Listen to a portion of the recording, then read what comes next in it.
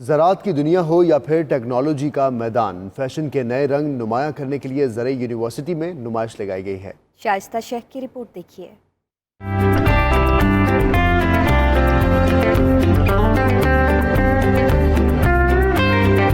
ज़रई university Faisalabad ज़राअत और technology के मैदान में जिद्दत लाने के लिए नए आइडियाज ले आई।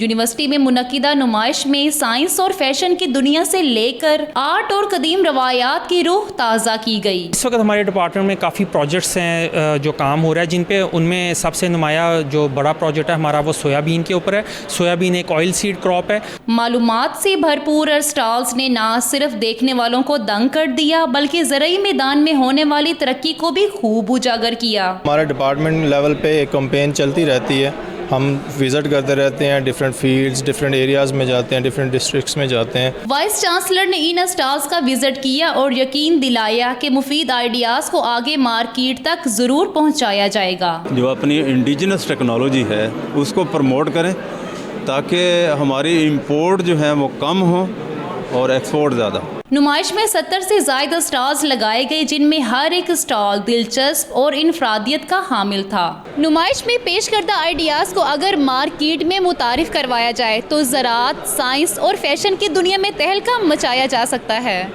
कैमरामैन मुश्ताक दानियाल के साथ शाइस्ता शेख, 92 न्यूज़, फैसलाबाद।